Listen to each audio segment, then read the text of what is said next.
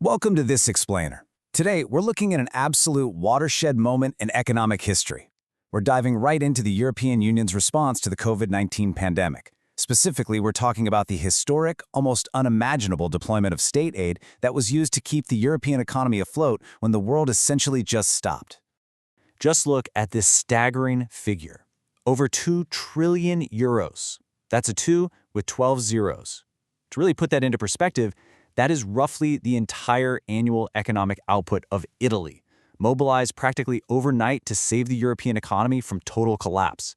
This level of state intervention is completely unparalleled in the history of the single market. But, how did they actually distribute it? What were the rules? And what really happens long-term when you flood the market with this much capital? Okay, let's dive into this. Here is our roadmap for today. 1. The historic economic shock. 2. Rewriting the rulebook. 3. Where did the money go? 4. The level playing field risk. And finally, 5. Missed opportunities. Part 1. The historic economic shock.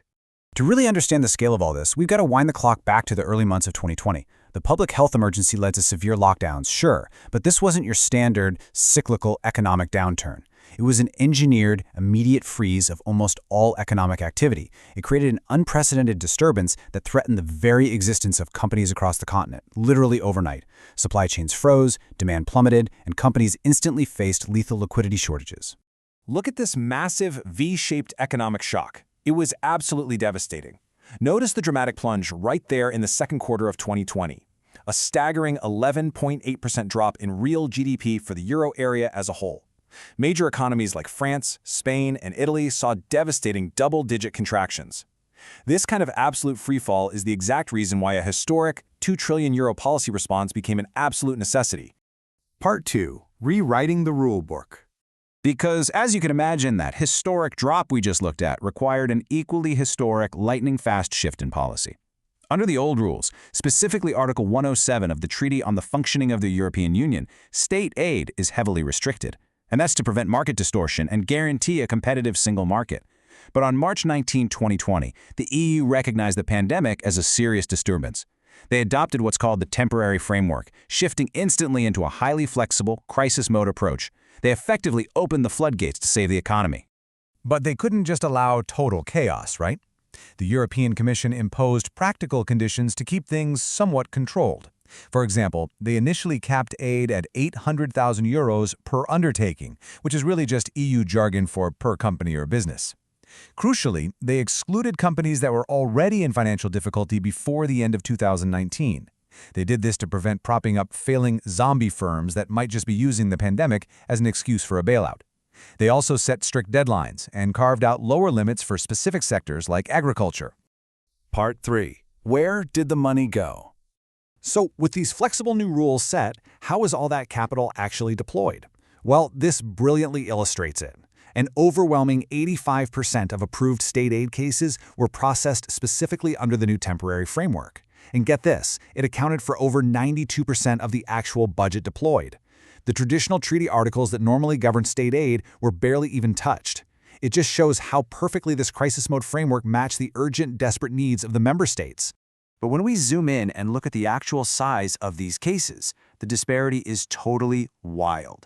Out of roughly 300 cases approved by October 2020, the vast majority were relatively small, under $200 million. But then you have the mega cases.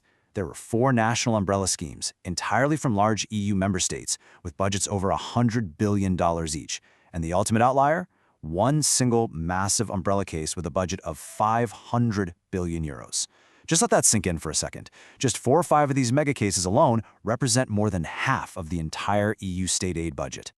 Part 4. The level playing field risk. Now that extreme disparity brings up a huge, fundamental question for the European single market. Is the playing field still level? When the absolute core mission of the EU is to ensure fair competition, what actually happens when the rules are suspended and immense, unequal amounts of cash are pumped into the system? The research data reveals a really concerning truth here. Aid distribution was geographically unequal. And more importantly, the amount of money a country spent wasn't necessarily proportional to the economic damage it actually suffered. Larger, wealthier member states with much deeper pockets were able to deploy vastly more support. Imagine a highly efficient business in a poorer EU nation suddenly losing out to a much less efficient competitor in a wealthier nation, simply because the competitor's government had way more cash to hand out. That is a massive, tangible risk to fair competition. So who actually ended up with this money? The good news is that most of the aid was sector neutral, meaning governments really tried their best not to pick favorites. But there was one massive exception, and that's the airlines. The aviation sector received incredibly huge, hyper-focused support that is definitely going to require intense scrutiny down the road.